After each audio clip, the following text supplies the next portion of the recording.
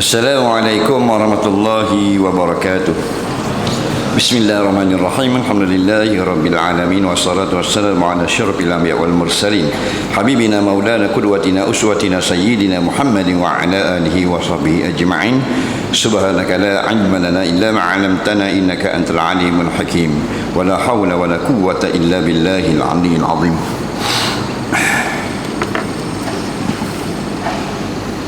Alhamdulillah, kita sambung pengajian Kitab Idaman Penuntut. InsyaAllah pada malam ini muka surat 35 Besi Jawi. Qala al-mu'allif rahimahullahu ta'ala wa nafa'ana wa iyyakum bi'ulumihi fid dharaini amin ya rabbal alamin. Kata pengarang rahimahullahu ta'ala, tayamum kerana sakit orang yang sakit badan. Orang yang sakit tiada boleh kena air menurut kata doktor, atau dia sendiri tahu ilmu kedoktoran. Jika kena air nescaya mudarat badannya atau anggotanya. Haram atasnya menggunakan air, bahkan wajib ia orang bertayamum. Sekiranya ia ada hadas besar dan hendak semayang, kenalah buat 2 kali tayamum. Satu untuk mandi hadas dan satu untuk ganti wudu. Yang demikian sahlah semayangnya, tiada kena qadha. Kita masih lagi berkenaan hukum-hukum tayamum. Antara perkara yang kita wajib belajar tapi jarang kita buat ialah bab tayamum ni lah. Ada orang dia tak pernah tayamum seumur hidup. Dan adakah berdosa kita tak tayamum seumur hidup? Jawabnya tidak. Kerana tayamum ini adalah ibadah pilihan. Falam tajidu ma'an fatayammamu sa'idan tayyiba. Firman Allah Subhanahu wa taala, maka jika kamu tidak ada air atau ada air tapi kamu tidak boleh guna sebab sakit, maka barulah kamu pergi kepada yang kedua selepas wuduk dan mandi, bertayamum makan tanah yang suci. Sama ada kita selalu buat seperti kita selalu berhadapan dengan kemungkinan tayamum, macam kita selalu berada di tempat yang tak ada air, ataupun kita duduk di negeri yang memang ada air, duduk tepi laut, macam Terengganu ni ada air lah tepi laut, tak? Wajib juga belajar bab tayamum ini, kerana kemungkinan tidak ada air itu boleh berlaku. Sama seperti orang yang duduk di kawasan orang ramai yang ada jual beli, maka sekurang-kurang wajib kita belajar bab jual beli, akad dan sebagainya, kenal barang mana halal mana haram. Jadi tayamum di kabar itu yang pertama sebab tak ada air, dan yang kedua ada air tapi sakit. Jadi ini dah 2 sebab besar boleh tayamum. Tayamum tidak seperti istinja. Boleh kita pilih nak istinja dengan air atau dengan batu atau tisu. Tayamum ini dia kena tidak ada air dulu, baru boleh kita bertayamum. Ada air saja je nak tayamum tidak sah. Kita tidak mampu guna air walaupun air ada, kerana ada penyakit di badan, baru boleh kita pilih bertayamum. Adapun kalau istinja, bersih air kecing, bersih daripada berak dan sebagainya, kita masuk dalam jambang dan tandah, ada 2 alat. Yang pertama air, yang kedua ada tisu. Kita saja je hari ni nak pakai tisu sekali, lama tak guna tisu. Pokoknya harus dan sah, walaupun tidak afdal. Jadi tayamum bukan pilih, dia tertib. Bulan lepas dia kata tidak ada air. Bulan ni bab ada air tapi ada penyakit di badan. Contohnya penyakit tu, kalau dia mandi junub boleh jadi mati. Kalau dia mandi junub boleh jadi rosak anggota dia. Kalau dia mandi junub juga boleh jadi cacat ataupun hilang kegunaan anggota. Sama ada tak boleh guna atas jalan kekal, cacat seumur hidup, atau cacat sekejap. Itu semua termasuk dalam mudarat. Maka boleh tayamum walaupun kita duduk tepi laut, tepi sungai. Bapa mu tayamum ni duduk tepi sungai ni. Bapa yang mu tayamum ni kan tepi laut. Saya sakit, aksiden. Contoh dan sebagainya. Tetapi nak kata mudarat air, kena air itu hendaklah dengan pandangan doktor. Maksudnya orang yang pakar, orang yang tahu. Jangan kawang-kawang saja. Sebab tu dalam bab agama ini dia tak boleh pakai kawang. Jangan pakai kawang. Kena ambil daripada orang alim. Alim tu mana alladzi muttasifu bil ilmi. Orang itu ada pengetahuan. Walaupun dia tak pakai jubah, pakai baju t-shirt, walaupun dia tak pakai piyah, pakai tapi sudu je, tapi dia alim, boleh ambil ilmu dengan dia.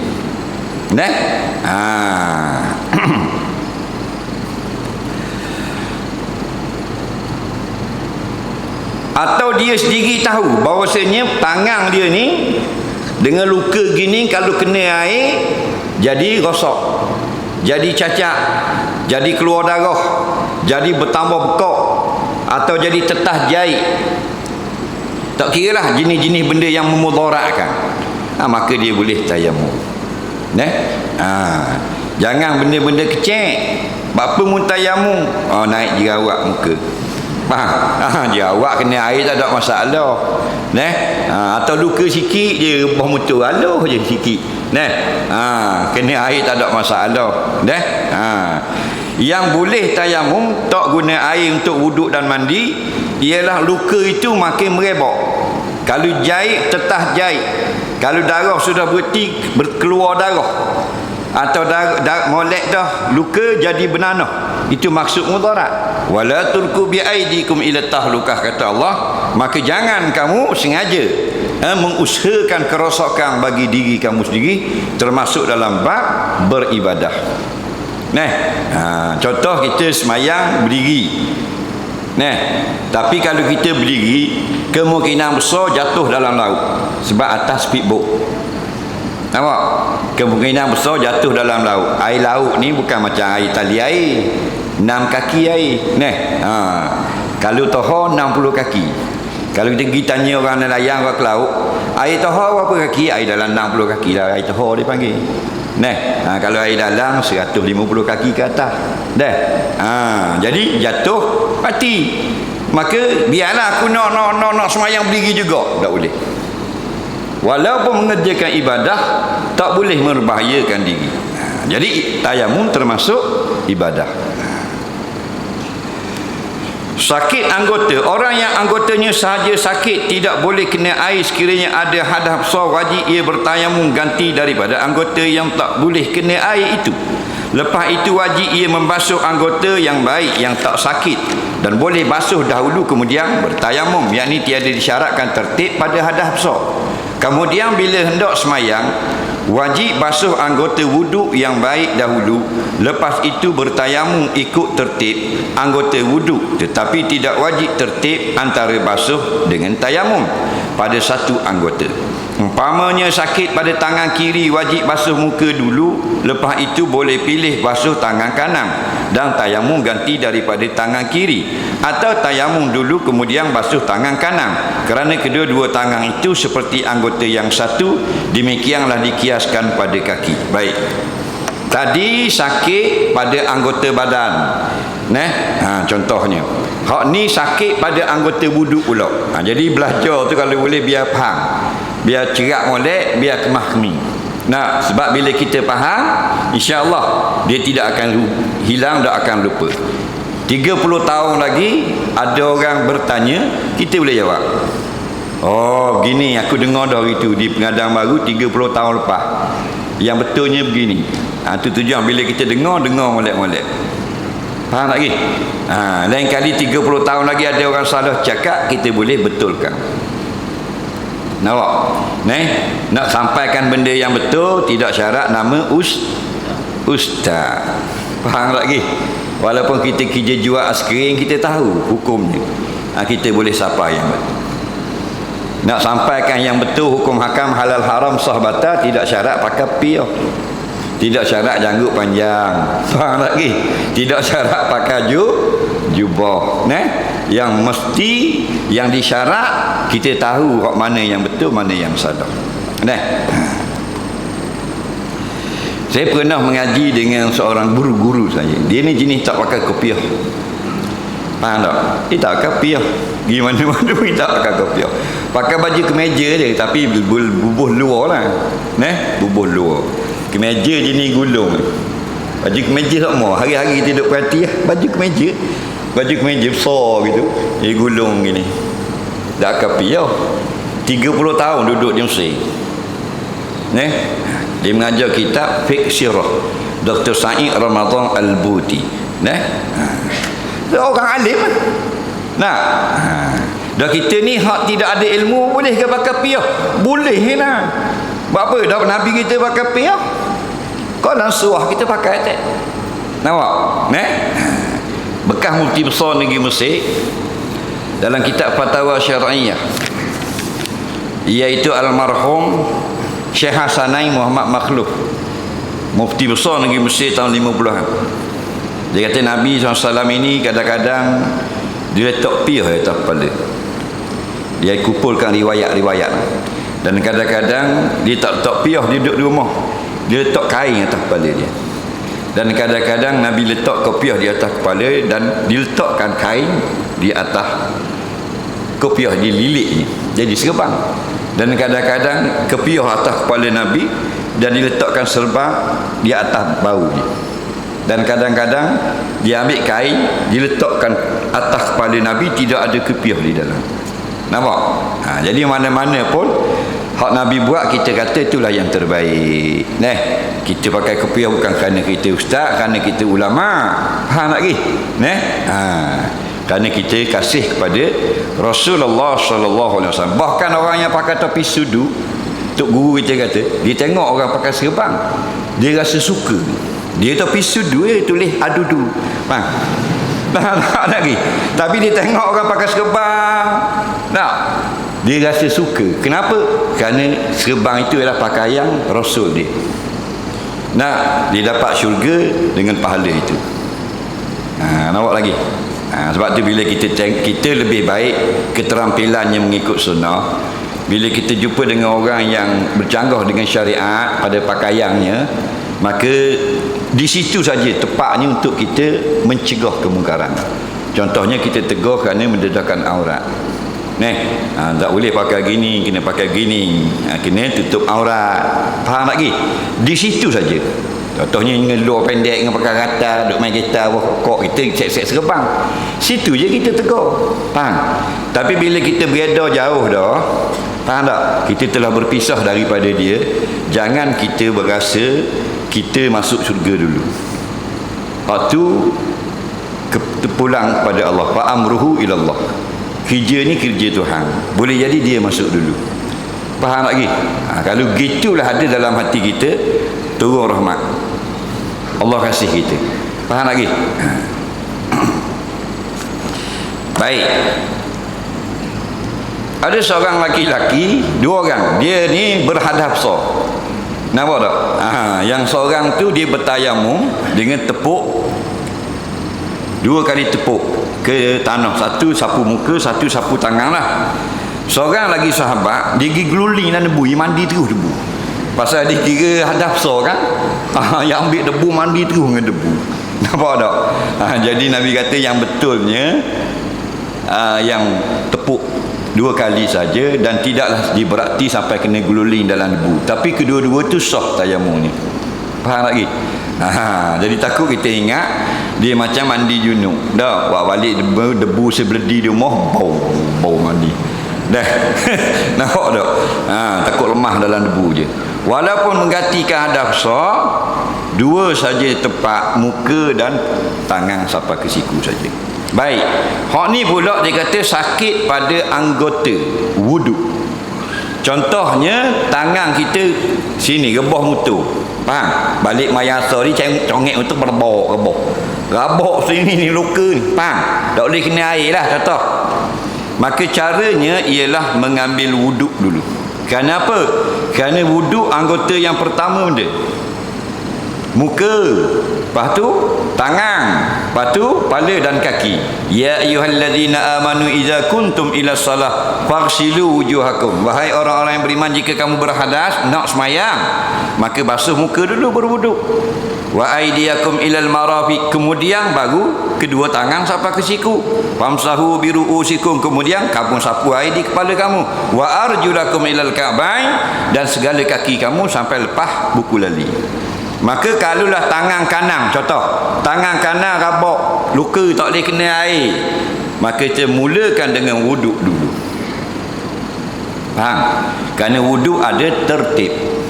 Maka kita wuduk macam biasa, basuh tangan berkomor, masuk air ke hidung istinsyak, kemudian basuh muka 3 kali. Lepas tu nak basuh tangan kanan tak boleh. Sebab apa? Ada luka. Maka di situ kita bertayamum.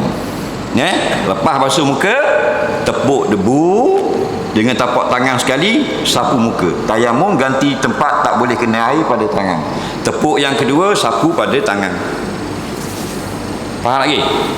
Selesai tayamum, sambung basuh wuduk. Pas tangan kanan, tangan mana? Tangan kiri basuh, sambung wuduk. Faham lagi? Lepas tu sapu kepala, telinga dan kedua kaki. Kalau ada pada kaki kiri luka, maka basuh muka dulu, tangan, kepala, telinga, kaki kanan basuh, sampai kaki kiri last kali tak boleh basuh, tayamum. Start tayamum kerana apa? Kerana kaki tak boleh kena air. Tepuk, sapu muka, tepuk tangan dan kanan dan kiri. Kerana apa? Kerana ganti dari kaki kiri yang tak boleh kena air. Baik, jika luka pada tangan kanan, lepas basuh muka, adakah wajib tayamum selalu? Jawabnya tidak wajib. Boleh kita basuh tangan kiri dulu. Lepas basuh muka, basuh tangan kiri dulu. Faham lagi? Lepas basuh tangan kiri, tangan kanan tak basuh lagi, tayamum. Senang je. Jadi tak betul lah kita tangan kanan luka, tayamum semua sekali, tak boleh. Kerana ini adalah taharah yang bangsa darurah. Hak mana tak boleh kena saja, tidak boleh kena air. Hak boleh kena, mesti kena air, balik kepada taharah yang asal, iaitu wuduk. Ingat, tayamum tanah yang berdebu, dan tidak syarat tanah itu duduk atas tanah. Faham lagi? Tak syarat tanah duduk atas tanah. Tanah tu duduk atas batu, boleh. Tanah tu duduk atas akar pokok, tapi tanah boleh. Sebab itulah kalau jenis duduk hospital, tak payahlah waktu turun ayah bawah. Hospital dekat 1 boleh tahan. Hospital Terengganu dekat apa? Dekat lapang. Faham lagi? Usung ayah dari dekat lapang, waktu turun patah tu buruk, tayamum. Faham lagi? Kawan tu dah lah masuk besi jalan gitu. Faham lagi? Tepuh ngeli pula tutup. Masuk besi lain pula dia batang ni. Tak payah. Anak tu pergi ambil lah debu bawah tanah tu, buh dalam Tupperware yang muat 2 tapak tangan terbaik. Tupperware. Tak mau beli Tupperware original tu, mahal 80. DIY. 2 ya. Faham lagi? Boh tangan dalam tu, dalam hospital. Faham? Bukan nudung. Ayah ni Tupperware boh tanah ni nak tayamum kat lagi. Lohor ayah dia pun boh sapu. Habis tu tutup dia kat kucing pula. Buang je. Dah bila kita tepuk tu, baki tanah dalam Tupperware tu mustakmal tak? Dah. Mustakmal dalam bab tayamum ialah ni, debu yang duduk pada tapak tangan kita sapu. Hak lekat di muka tu musta'malun, mustaf'alun, sudah digunakan. Faham? Jadi kita lekat debu di muka, kita pun ambil kayu go ataupun sodek burger, korek mula, gipung, musta'mal. Faham lagi? Jadi hak dalam baki ni tak ada masalah. Faham tak? Mau angguk-angguk balik kayak gini. Faham lagi? Bahang atau roti telur suti dah ingat pula. Tak? Kemudian itu kalau wuduk. Kalau mandi pula, mandi tak ada masalah kerana mandi tidak ada tertib. Jadi kalau kaki kanan ni tak boleh kena air, nak tayamum dulu boleh, mandi dulu pun boleh. Tayamum dulu, tayamum tepuk sapu muka, tepuk tangan kanan, tangan kiri. Nah, kenapa tayamum? Kerana kaki kanan luka tak boleh kena air. Habis tayamum, mandi. Mandi dan wuduk tadi kena ingat, wajib kena sapa air, sapa ke tepi luka tadi. Sebab tepi luka boleh tak kena air? Boleh, yang tak boleh kena atas luka. Lama luka sini bertidah. Tidak sah. Batu lah dalam bab kena masuk jarum. Masuk jarum, kita nak wuduk senang je. Bukalah. Ambil wuduk dulu, basuh muka, basuh tangan kanan, tiba-tiba nak basuh tangan kiri, ada plastar.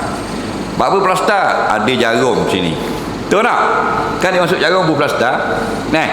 Jadi masa basuh tangan kiri ada plastar, basuh sini dulu. Basuh semua dulu. Faham? Semua ni basuh, taruh kat sini saja.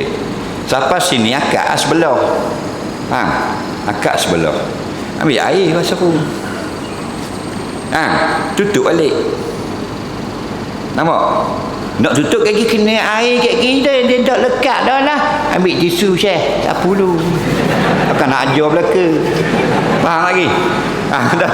Habis ni tutup belah ni pula. Akak belah ni pula. Faham?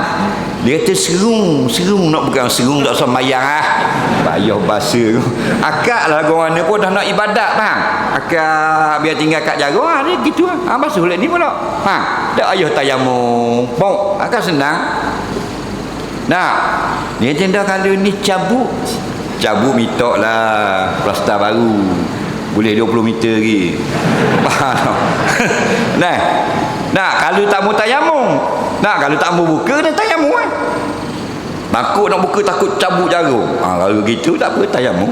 Basuh tangan kanan, tangan kiri basuh. Apa kat bahagian plastar ni nak kena air, tayamum. Baik mau buka. Dah jiru, jangan jiru kuat. Faham? Cucuk slow gitu buat dengan sudu apa. Faham lagi? Tengah wiakar lah kan? Silu basuh. Faham? Dah sikit-sikit tu ada sikit-sikit dah kena tu. Mu orang sakit kan? Al-masyaqqatu tajlibu taysir. Orang yang dalam kesusahan diberi hukum keringanan. Bagi orang lain tidak sah, maaf. Betul tak? Kan hukum maaf kita belajar ke bab maaf. Najis pun kalau maaf, orang lain tak maaf, dia maaf. Contoh, orang yang naik keledar. Kita memang naik untuk tak naik keledar. Jenis naik keledar bandar ni dia bulu yang tercabut najis. Maka penunggang keledai dimaafkan sedikit bulu keledai yang tercabut lekat pada pakaiannya masuk ke dalam solat. Tapi orang naik on dekat dah maaf, tiba-tiba ada bulu keledai. Nampak? Kenapa? Kerana orang naik Honda tidak masyaqqah. Orang ni yang sentiasa dengan benda ni. Jadi hukum Islam ni ad-dinu yusrun. Agama itu memberi kemudahan. Syarak yang beri, bukan kita pilih ikut suka sendiri. Nampak? Macam mutah budak. Mutah ni najis. Tapi bila budak ni kadang-kadang dia mutah, dia tak koma, tak basuh, dia ngopek dengan mak dia. Orang luar panggil benda nyusu. Ni mari Terengganu, bahasa Terengganu kan. Dia nyusu dengan mak dia. Maka dikopek mak dia tu, bekas dalam mulut dia tu ada mutah, kena dikopek mak dia tu. Faham lagi? Dalam kitab-kitab fiqh maaf bagi ibu yang menyusu saja. Tidak maaf bagi bapak dia kerana ayah tak nyusu. Faham lagi? Tiba-tiba ayah kena egok setitik dua mutah, wajib kena basuh. Faham?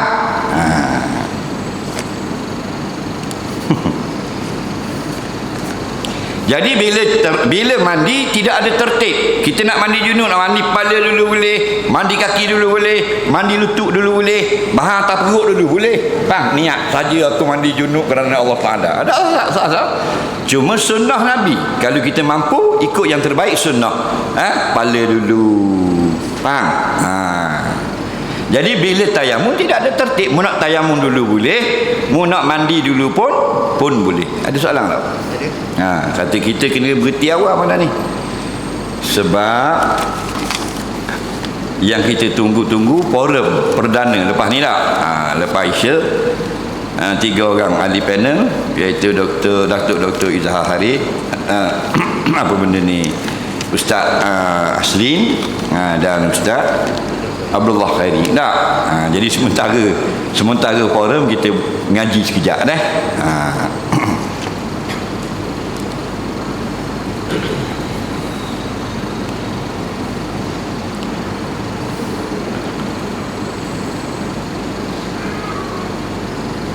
Sahibul Jabirah. Baik. Debu tanah ini dia tidak macam air. Maksudnya bila kita sapu ke muka, bukan macam air basuh ni mata-mata ni dengan debu, bukan. Cukup sekadar rata. Debu pada tangan kita tu rata pada tapak tangan ada belaka, dan kita sapu tu biar rata. Bukan genyeh macam air. Faham? Dia gitu. Dia hanya pengganti saja, badal. Dia bukan macam air. Sebab tu dia tidak kuat. Satu fardu, satu tayamum. Satu fardu, satu tayamum. Adapun wuduk, sehari semalam tak batal, boleh pakai 5 semayang fardu dengan wuduk. Dia kerana dia kuat. Jadi kalau dia lekat di dinding rumah, boleh ke? Dia lekat di dinding rumah. Contohnya berlaku ribut, kuat angin, habis debu dinding rumah, lekat debu tanah. Debu tanah habis, merah habis. Tanah tu tanah merah depan rumah, lekat di dinding, ditepuk di dinding, sah. Faham lagi? Lepas tu ada orang kata kalau dalam kapal terbang, dia kata tepuk di dinding kapal terbang, sah atau tidak? Jawabnya sah jika di dinding kapal terbang itu ada tanah. Dia syarat tanah. Fatayammamu sa'idan. Faham tak? Taklah kamu tepuk akan tanah thayyiban, yang suci, yang tak ada najis, tak ada kotor. Dinding kapal terbang ada tanah. Itu persoalan dia. Sah tak dinding tepuk debu tayammu letak tangan di dinding kapal terbang? Sah jika ada tanah pada dinding kapal terbang. Belah dalam kalau kabin orang duduk tu kan, kita nak pergi Mekah, nak pergi London gimana kan. Ada tak di dinding tu tanah? Ada kalau kapal terbang yang bawa tanah. Nampak? Kapal terbang tu memang dia akak tanah. Ada dah. Kalau kapal terbang penumpang ada tanah? Tak ada, dah sah tak? Itu kena faham. Bukan ikut suka. Tanah itu duduk di ring bah. Faham lagi? Dia punya bah kalau berang.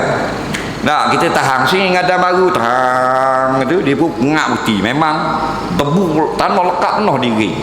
Kita pun dia berhenti tayamum di ring dia. Faham?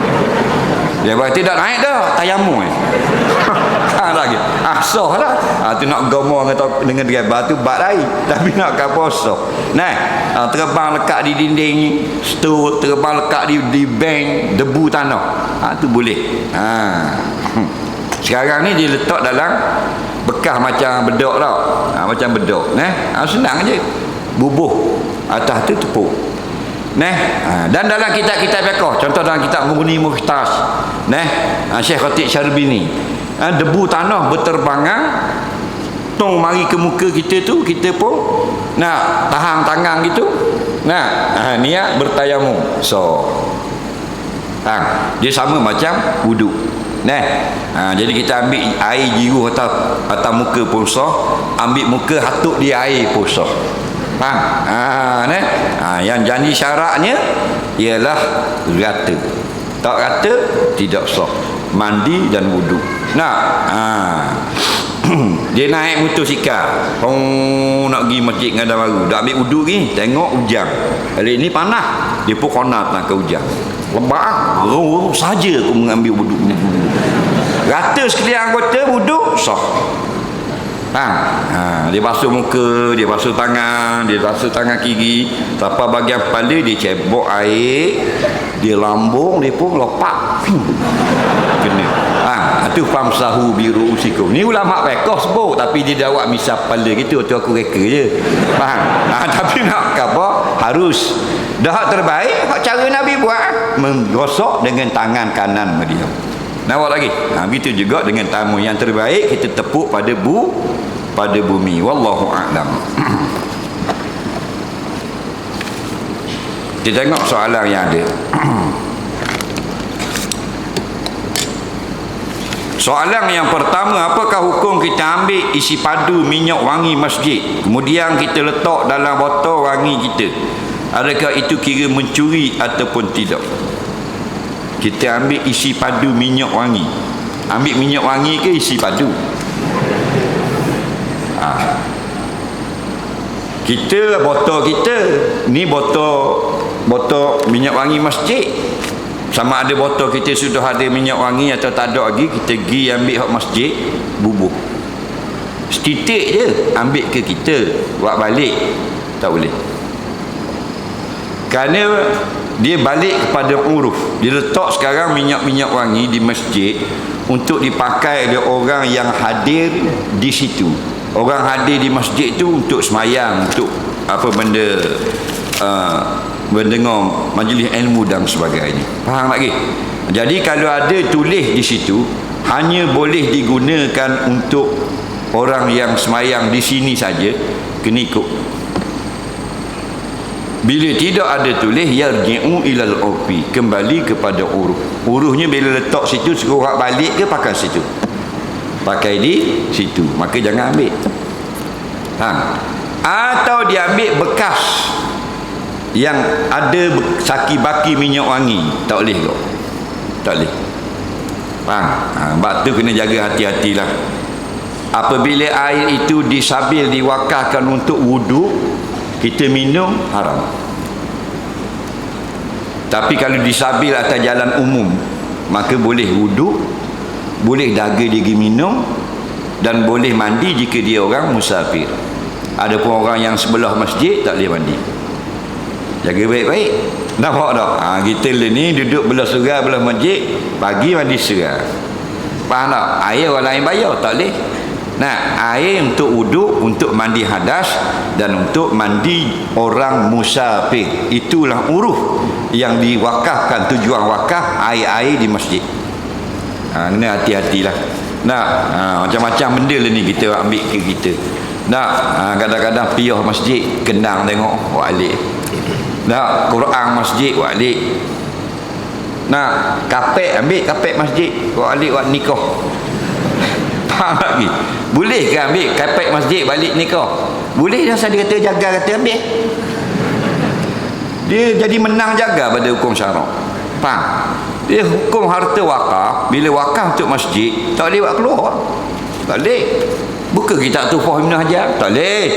Faham? Tak boleh keluar dah. Jangan main-main.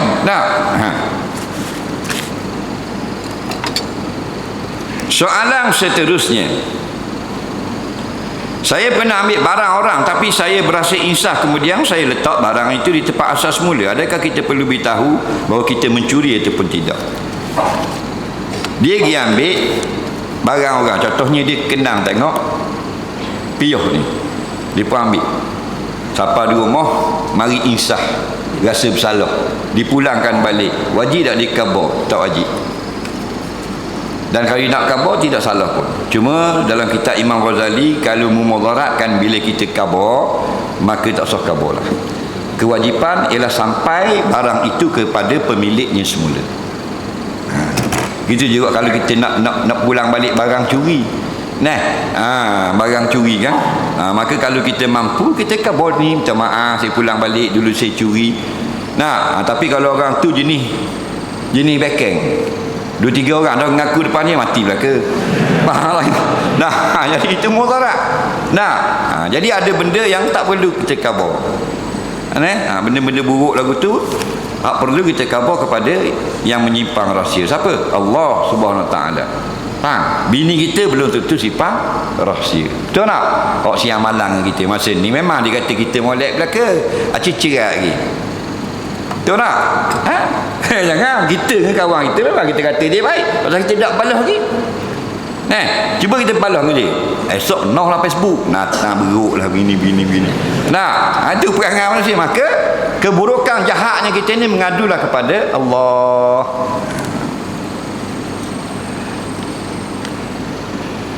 Arwah ayah tinggal sebuah rumah kedai. Dia bagi kepada abang telah abang berkahwin dan menyuruh abang tukar nama lesen kedai kepada nama abang. Ayah pesan jangan gaduh, lepas dia tiada kerana telah beri pada abang. Saya muskil rumah kedai itu jadi milik abang atau perlu dinilai semula. Dengar baik-baik.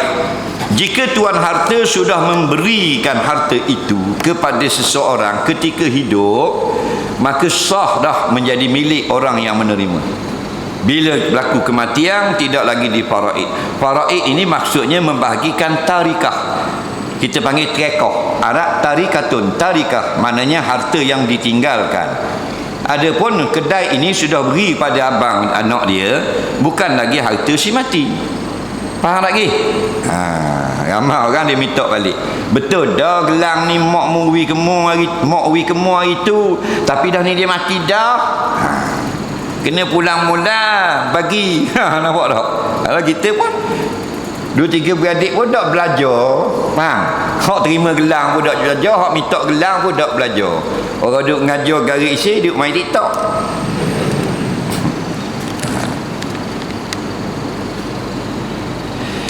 Kalau kita pasang talung tahun baru Cina dengan Dipa Bali, rosak dah akidah kita. Berapa rosak akidah pula pasang talung? Dia bukan berkait dengan akidah tu. Cuma kalau kita meniru, apa mau pasang talung ni keliling rumah? Kerana meniru orang kafir. Haram perbuatan tu. Faham? Kerana tasyabuh bil kafirin, menyerupakan dengan perbuatan orang kafir. Bukan kafir, tak jadi kafir. Haram.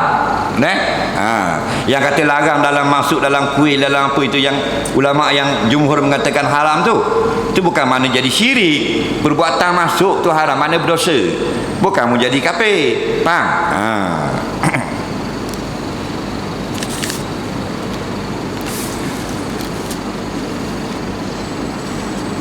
Ada orang kata haram kita beli motor dengan kereta di kedai kerana ada unsur riba. Betul ke ini? Jawabnya tidak betul. Apabila ulama-ulama beristihad pada masalah kedai-kedai yang menjual dengan cara pinjaman, ada pinjaman riba, ada jual beli yang diharuskan, maka kita membeli dengan cara yang halal tetap halal. Nampak tak? Sebab tu dulu ada orang kata makan gaji dengan kerajaan haram. Tak kira mu cikgu ke apa pun haram. Ulama-ulama memberi fatwa tidak haram, kerana selagi zat pekerjaan itu tidak haram. Faham lagi? Walaupun sumber kerajaan itu ada yang halal, ada yang haram. Contoh yang halal daripada biji timah, perikanan, dan rimah pula tu. Balok. Ni ingat balok, ingat kerimah. Dan ada juga daripada lesen judi arak, betul tak? Jadi hukumnya pendapatan kerajaan itu syubhah. Adapun kita makan gaji ni, jika kita buat kerja yang tidak haram, hukumnya harus. Dan gajinya halal. Sama macam kerja supermarket. Supermarket tu cakap satu ada jual arak bawah. Heineken ada, Kasbek ada, Tiger Beer ada. Tapi dia ni bekerja bagian Pampers, tak ada terlibat dengan arak. Hukumnya harus. Dan gajinya halal. Ini fatwa ulama. Kita jangan lebih pada ulama pula. Faham lagi? Masa Nabi kita tak ikut ulama, kita ikut Nabi. Nabi sudah tidak ada. Maka kita ikut pewarisnya. Jadi kalau membuat muamalat yang riba, haram. Kalau jual beli yang diharuskan, seperti kalau beli cash 2,000 motor ni, tapi kalau nak beli dengan asuran 2,500, akad yang berbeza, pokoknya harus. Itu mufti fatwa. Faham?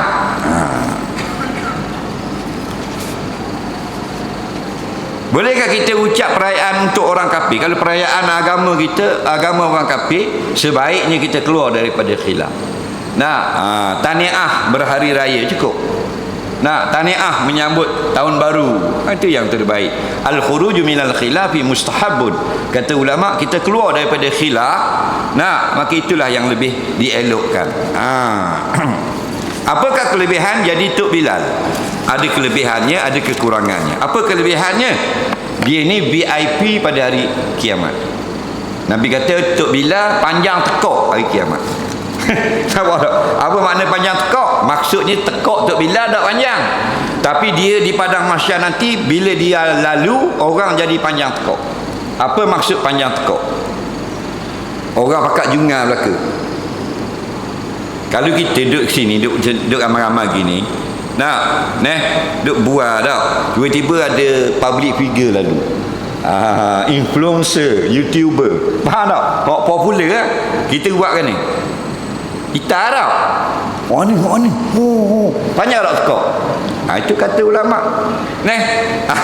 Syekh Ali Mullah Al-Qari sebut dalam kitab Mirqatul Mafatih. Kitab syarah hadis tu. Itu panjang tekok. Maksudnya mereka menjadi orang penting, orang istimewa, sehingga manusia makhluk tak terintai-intai nak tengok orang yang lebih. Tak lebih apa? Ajak orang. Kita berdakwah, dia lebih lagi 5 kali sehari. Pagi ajak orang berbuat perkara yang baik. Orang tanya Nabi, apakah amalan terbaik? Solat. Maka dia ajak kepada amalan yang terbaik, maka dia yang terbaik. Itu kelebihan dia. Dah apa kekurangan je Tok Bilal ni kalau minta anak dara orang, tak pernah ubi. Kerja benda minta anak kita. Kerja Bilal je surat. Bilal bang kita je. Dah berat nanang tunggu dah. Dah munak gua ni lagi. Betul tak? Tok Bilal tak buh lagi. Pahala banyak mana. Kalau Tok Bilal memang tak main, nak main kau. Tak tak? Lepas ada Tok Bilal minum arak. Ada dah. Tok Bilal main ketung. Tak dah. 99.99%. Betul tak? Tahan dah air tapi dah akan motosikal tu lah, tak gerak. Natu hamba koma-koma azab.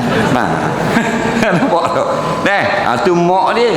Dia minah Tok Bilal sejik tadi mari minta mu. Kau ni ngambung orang geli janggut. Nampak? Geli janggut Tok Bilal. Soalan seterusnya.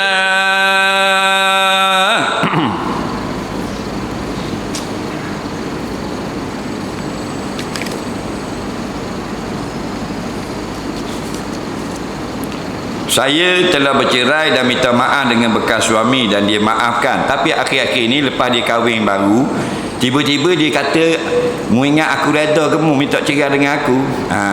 Macam mana saya nak tahu yang saya ni dah dimaafkan oleh bekas suami? Macam mana benda yang dihalalkan semua tiba-tiba dia minta balik? Baik. Dia macam barang kita berilah. Nabi kata, kalau kita beri barang ke orang, kita minta balik, tidak sah. Melainkan ayah. Ulama kias sini. Kita beri barang ke orang, ke kawan kita, telefon, kita baik dia, kita ada ke dia iPhone 13. Faham lagi? Dia 2-3 minggu waktu kita balah, kita minta balik, haram. Dan orang tu tak wajib beri balik, milik dia. Faham lagi? Yang minta tu haram. Nabi kata macam orang yang makan mutah sendiri. Lepas tu jilat pula licin. Faham lagi? Tu. Malaikat ayah minta dengan anak boleh. Ayah boleh minta dengan anak. Ayah bidah rezek dengan anak. Anak bukan awak pergi sekolah, awak congek itu. Ayah kata, "Mo, aku beli kamu 10,000 tu." Faham tak? Mu awak berlomba. Ayah ambil balik hari ni dah, jangan marah. Ayah pula congek. Maka bila kita sudah maaf, saya sudah maaf, halal berhalal dah. Lepas tu dah halal balik, tidak terpakai. Tak pakai dah lah. Jadi gila seorang ni. Cuma peringatan bagi orang perempuan, bila kita dengan suami pertama kita jahat, kita deraka, kemudian kita tidak dimaafkan lagi, kita bercerai, minta cerai lah, maki hamu ke laki kita, kemudian kita kahwin yang kedua, kita jadi isteri solehah, tidak selesai kes dengan suami pertama, akan dibicarakan pada padang mahsyar. Faham? Silat hari bulan masuk neraka. Jangan suka kan? Nah, ya dulu aku jahat lah dengan suami pertama. Faham? Tapi sekarang aku wanita solehah. Faham lagi? Pijak semut budak mati sekarang. Tutup habis nampak mata sebelah. Faham lagi? Tapi hak laki pertama tidak ditutup kes, akan dibicara. Kerana apa? Ayyuma mar'atin sa'alat talaqan min zawjiha bighairi ba'sin faharamun 'alaiha jannah atau kama qala, mana-mana isteri yang minta cerai dengan suaminya tanpa kejahatan, maka haram atasnya syurga. Bila haram atas syurga, bukan maksud balik semula ke ngadang baru. Sebelah ni kau nalak member of the hell. Nah, tu na'udzubillah. Kena faham, jangan suka-suka. Orang lain ni hebat, dia boleh minta cerai, dia bohlah status tu. Nakut baik aku minta cerai, tak kata apa, tak ketang. Boleh. Kawan dia beri like 7 orang like. Wow, 7 like. Tu kawan pun macam gemuk kok. Kena hati-hati. Kerana hak suamimu kamu sudah langgar. Lepas tu hutang orang walaupun mati syahid, perang di Syria, perang di Iraq, tapi hutang pun tak bayar, kedai belah rumah. Mu ambil yoyo itu 10 riyal. Faham lagi? Belum pergi Syria. Tak sesal. Maksudnya bukan masuk neraka mati syahid, tapi sebelum masuk syurga kena sesal lebak hutang. Faham lagi? Kerana hak orang. Soalan seterusnya, bolehkah kita ikut orang yang semayang duduk sebagai imam? Bolehkah kita ikut orang yang semayang duduk sebagai imam? Imam semayang duduk. Jawabnya boleh. Kerana dia tak boleh berdiri. Nabi kata salli kau imam. Taklah kamu semayang dalam keadaan berdiri. Fa illam tastati', maka jika kamu tak boleh berdiri, maka fa qaidah, maka semayang duduk. Jadi imam itu adakah dia saja-saja semayang duduk? Tak. Biasanya sebab apa dia semayang duduk? Tak boleh berdiri. Maka sah atau tidak? Sah. Imam Syafi'i sebut dalam kitab Majmu', itu pendapat yang muktamad, sah. Makmum semayang berdiri, imam semayang duduk. Pada solat fardu. Dan kalau makmum nak duduk juga boleh. Makmum kena tidak mampu berdiri. Dan kalau orang yang boleh berjalan, tiba-tiba dia semayang duduk, jawabnya sah juga, sebab dia tak boleh berdiri. Dah tu boleh berjalan? Boleh berjalan, tidak mesti boleh berdiri. Ada tak orang tua-tua dia jalan boleh? Jalan papa kat pagar, pegang pagar. Kalau tak ada pagar, jeng keluar bati. Tak. Dia boleh berjalan, tak boleh berdiri. Jadi dalam bab ini Nabi kata bukan kait dengan berdiri, berjalan, kait dengan qiyam. Wa illam tastati', jika kamu tidak mampu, makna lam tastati' ini ada mulistita'ah, nampak bil qiyam, mana kita tidak ada kemampuan dengan berdiri, maka boleh duduk. Kalau sembahyang sunat ada masalah. Sembahyang tarawih duduk belaka. Tu imam kata kalau kita duduk belaka dah pasal makan banyak di buka. Banyak duduk belaka boleh. Soalan seterusnya. Doktor bila dia cek pesakit, dia ambil kesempatan beri ubat palsu harga tinggi. Adakah ini semua tugas pemerintah juga ulama untuk berpesan? Ya. Doktor ni macam pemain. Sebab tu semua kena jujur. Pemain yang tak jujur, kita tinggal motosikal. Dah hidup. Pergi kat dia kata 2 hari dia siap. Kita pergi tu kata 400 setengah. Siap lah 400 setengah. Padahal benda tu 40 riyal je. Dia kan bola benda ni patah, benda ni cabut. Dia ambil orang-orang lama-lama serajuk dalam tu, dalam buh tunjuk je, dalam minyak hitam. Dan kita tak kena korek sesa. Tak apa ya. Taki air je masalah, kadang-kadang sensor je, kipas sensor putus, kipas tak musing. Jalan sikit mana. Jadi beli sensor tu kalau kedai 38 riyal jalan Ipoh lah, sini mahal sikit kedai awak kafe. Nampak? Tiba-tiba 400 setengah. Orang bayar tak? Bayar lah, pasal mari Terengganu ni nak bawa anak bini, tinggal sejam daripada kereta mampu jadi molek. Orang bayar tak 400 setengah? Bayar, padahal tipu tu haram. Maka doktor itu tak, dia tak perlu obat tu, tapi dia nak meniaga obat tu, diberi, hukumnya haram. Itu termasuk gulul, jual beli dengan cara halang, mendapatkan harta orang dengan cara yang batil.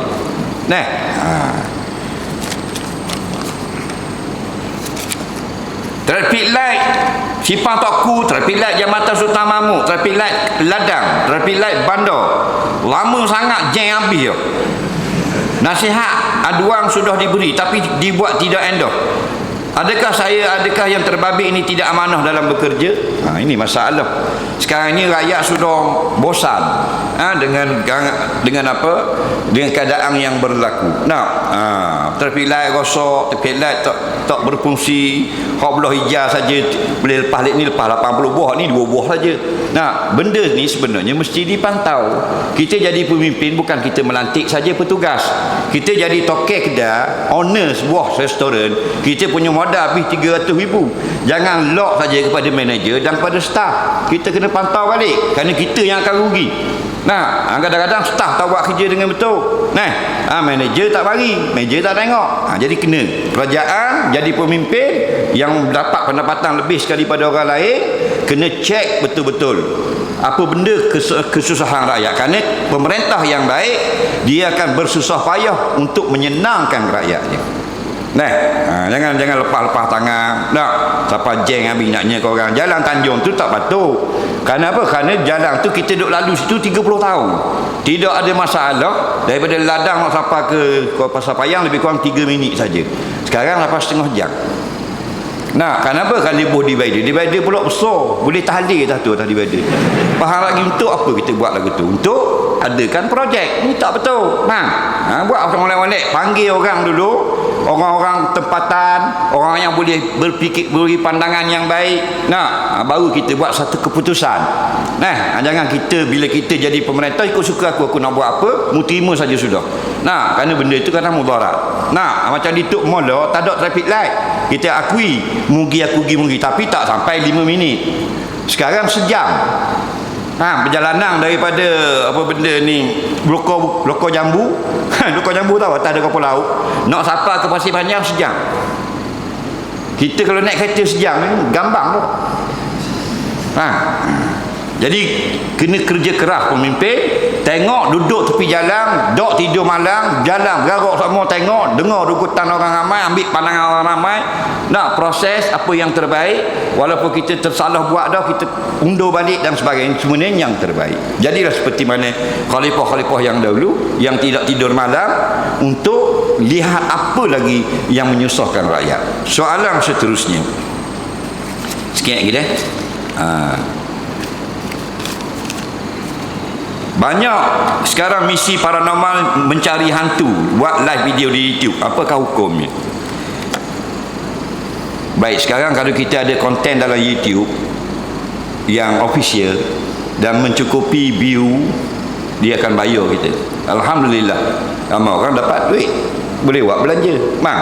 Tapi konten itu kita tak boleh lepas, tak boleh ikut suka hati. Atu-atu ni suruh cari ke suruh apa? Faham tak? Kita hidup ke dunia ni untuk mencari Allah, bukan cari atu. Faham lagi? Cari Allah dalam segenap. Nabi tengok langit, balik kepada Allah. Tengok bintang, balik kepada Allah. Atau ada fasiru fil ardi, jalanlah ke muka bumi round dunia untuk mentauhid dan mengagungkan Allah. Seluruh dunia mu tengok Allah, gunung tingginya meter hong. Allah saja boleh buat. Pergi ke Hawaii tengok gunung berapi, lava turun pada dalam laut, Allah saja yang buat. Pergi ke Sweden, Norway, Skandinavia, Malang, kita tengok di Iceland, apa benda keluar cahaya langit berpusing-pusing, Allah saja yang buat. Ru'yatul kasrah lil wahdah, lihat kepada banyak yang berlaku, balik kepada pencipta yang satu. Jadi bukan suruh cari atu, cari Allah. Untuk mantapkan diri, akidah kita semakin cinta, semakin kasih kepada Allah. Apa hukum gantung rama-rama yang telah diawet dari hiasan dalam rumah? Kalau dia sudah mati, diletak diawet, dijadikan perhiasan. Semua serangga yang mati bangkainya adalah najis. Faham lagi? Jadi kita letak dalam tu, adakah rumah kita jadi haram? Dan sebenarnya tidak. Jadi cuma kata ulama sebaik-baiknya tidak dijadikan najis itu perhiasan. Tidak jadikan najis itu sebagai perhiasan. Nak letak tanduk usa yang disembelih. Adapun gading gajah sembelih pun dia tetap bangkai. Faham lagi? Haram makan tu satu, tapi kita tak makan rama-rama. Nah, tebur dalam frame saja. Jika kita bukan menganiayanya, dia memang mati sungguh dan kita awetkan, tidak haram. Soalan seterusnya, tidak ada obat dalam menghafal yang lebih mujarab daripada meninggalkan maksiat. Apakah maksud kalam beliau? Kata Imam Al-Waqi'. Betul lah. Maksudnya kalau kita nak hafal hadis, nak hafal ayat Quran, nak hafal doa dan sebagainya, benda-benda yang baik itu dia masuk dalam hati yang bersih. Maka adidani la yajtami'an. Benda yang berlawanan dia tak akan masuk dalam satu bekas. Faham tak? Jadi kalau hati kita yang kotor, tak akan masuk benda yang bersih, susah nak lekat. Faham lagi? Jadi kita bersihkan hati, mata tidak melihat kepada yang haram, maka hati itu semakin bersih. Maka bernasabah dengan ayat-ayat Quran, hadis dan sebagainya. Nak matang-matang kita lekat di dalam hati.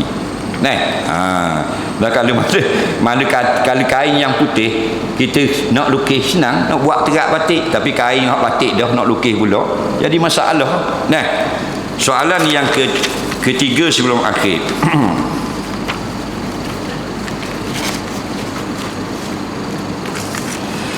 Boleh tak kalau kerajaan Terengganu buat pesta makanan rakyat, antara rakyat, maka pelancong dapat datang tengok share asal Terengganu nasi dagang gitu gini. Pelancong asing boleh masuk Islam dan sebagainya.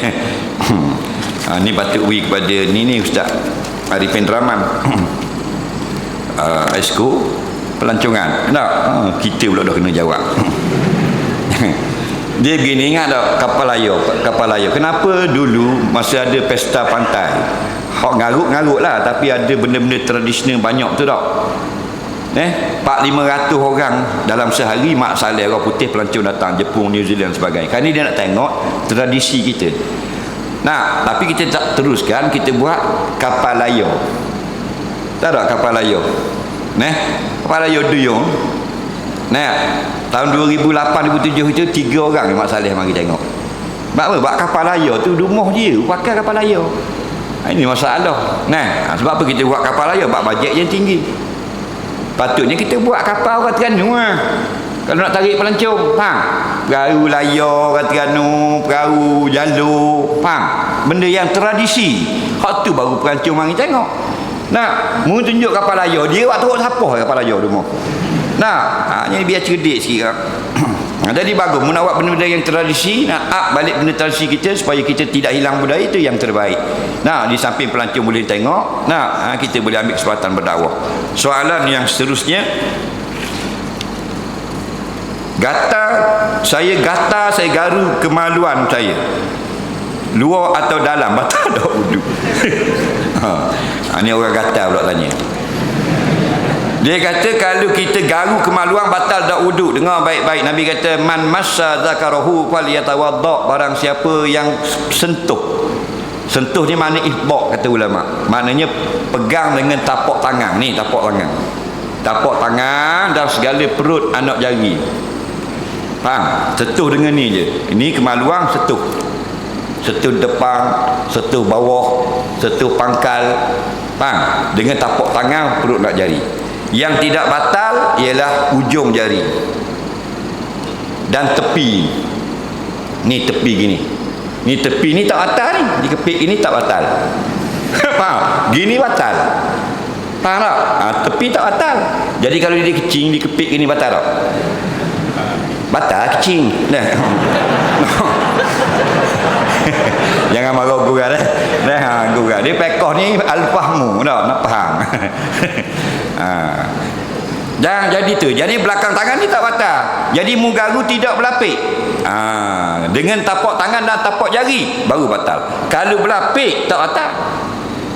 Berlapik mana dia garu kemaluan, dia ikut luar kain pelekat. Seminggu lebih tak batal. Faham lagi? Tapi lebang kalau seminggu lebih. Tak batal. Baik, sikit lagi. Hak mana kemaluan yang batal? Yang batal kalau laki-laki perempuan hak share dubur. Dubur tu hak bulat tempat keluar najis. Hak khipuk, hak fleksibel. Faham lagi? Nampak? Dia najis besar jadi besar. Najis kecil dia kecil. Itu fleksibel panggil. Faham lagi? Itu batal. Punggung ni tak batal. Faham? Kemudian hak mana zakar? Zakar daripada ujung sampai belakang. Bang, pistol saja batal. Depan, tepi, biga, tekuk ni tak batal. Batal, ni semua batal ni. Ni jabat batal. Okey? Pistol saja. Faham lagi? Kat mana mu garu dak garu setuh pun batal. Peluru dak batal. Faham? Pistol saja batal. Jangan marah dah nak suruh faham. Dak?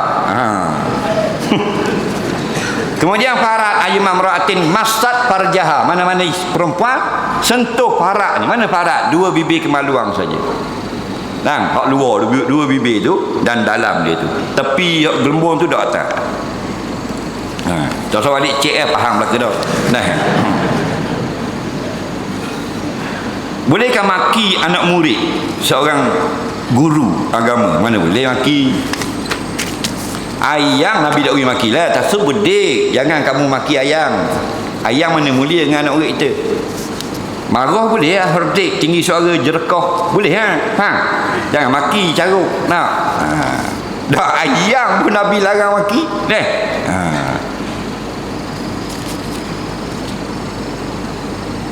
Kita telah ada sisa makanan dalam mulut semasa tengah solat, sengaja adakah batal solat? Atau lagi kalau batal ada sisa tengah tekuk, hukum dah hujung awal lidah saya macam mana? Jawabnya, kalau ada makanan dalam mulut tak batal semayang. Tapi kalau kita sengaja telan, batal. Tapi kalau tertelan, ulama kata jika sedikit yang susah mengawalnya, maka tak batal. Kita tengah-tengah baca Fatihah, terkeluarlah aluh je pecahan nasi masuk dalam mulut, terus tertelan, dimaafkan. Batu dalam semayang tengah tahiyat at-tahiyyat dan walik khaut masuk lagi mula duduk atas lidah at-tahiyyat benda tu kecek, dimaafkan. Tapi kalau banyak, tidak maaf walaupun tersalah. Contoh mana kita tengah tahiyat akhir, nampak si kapit belum salah pergi makan semakuk habis, hukumnya batal. Soalan yang terakhir, kenapa perempuan zaman sekarang gila besi, iaitu gila harta dalam mencari pasangan hidup untuk berumah tangga? Kenapa perempuan sekarang tak ikut contoh perempuan dahulu yang tak memilih dalam mencari pasangan hidup? Dia kata, bapa perempuan ni memilih suami yang ada harta? Jawabnya, bukanlah perempuan saja gila harta, laki-laki pun sama. Sebab tu kebaikan Allah sediakan untuk laki-laki dan perempuan. Rebutlah. Nampak? Innal muslimina wal muslimat wal mu'minina wal mu'minat wal qaniti wal qanitat. Semua laki perempuan, laki perempuan, laki perempuan, laki perempuan. Ambil habuan yang Allah sediakan untuk jadi yang terbaik di sisi Allah. Jadi sebut harta ni penyakit lama. Alhaakumut takasur hatta zurtumul maqabir. Telah melalaikan kamu semua. Kum di sini dalam domain ni termasuk kaum perempuan. Tapi kalau hunna laki perempuan saja. Tapi kalau kum di sini, kamu asalnya laki-laki. Kamu semua laki-laki dan perempuan telah dilalaikan dengan sebab mencari harta. Setakasur, membanyakkan, kemudian berbangga-bangga dengan harta. Lepas tu kita bangga tak? Nanti ni hak dah mari malam ni hak duduk dengar ni, seronok boleh harta banyak. Harta ni berbahaya. Tak ramai orang yang terlepas. Orang yang Allah pelihara selamat. Kalau Allah tak pelihara, kita dapat harta, cabut piak. Faham? Dulu kau sebang lah ni pomek. Faham lagi? Menyok pala-pala dah. Baru boleh 3,000 sebulan. Dulu naik motor kris. Waalaikumsalam kasih bang. Ni Alza. Faham lagi? Gaji 4,500 sebulan. Oi, cabut habis dah. Kuta-kuta pun nampak orang belang dulu ni. Kenapa? Kerana harta itu dah, dia menjinakkan hati kita lebih kepada dunia. Kalau dulu kita takut, kita akan kurang takut kepada Allah. Dan bahkannya sekali, yang haram itu kita tak terasa haram lagi. Batu orang yang tak makan lada, dia kena sutir butir lada, berambak masuk dalam bilik air komor. Kerana tak makan lada. Kalau jenis yang makan lada, buat saya ya, tak ada lada tak boleh. Tak nak? Jadi kalau kita yang jenis harta ni, memang masa kita tak ada, memang kita boleh kata gila harta. Bila terdedah di hadapan mata, Na'udzubillah, minta perlindungan dengan Allah. Kerana ramai sahabat-sahabat kita yang sudah tewas apabila harta sedikit baru dihidangkan di hadapan mata. Wallahu alam. Semoga kita dipelihara daripada cintakan harta dan dunia. Ingat, selepas daripada ini forum yang kita tunggu-tunggukan, 3 ahli panel yang terkenal, jangan balik belaka untuk kita meriahkan akan program ini. Allah manfa'na bima 'allamtana, 'allimna mimma yanfa'una, rabbana zidna 'ilma, rabbana atina fid dunya hasanah fil akhirati hasanah wa qina adzabannar. Wa sallallahu sayyidina Muhammadin wa ala alihi wa sahbihi wasallam. Walhamdulillahirabbil alamin. Assalamualaikum warahmatullahi wabarakatuh.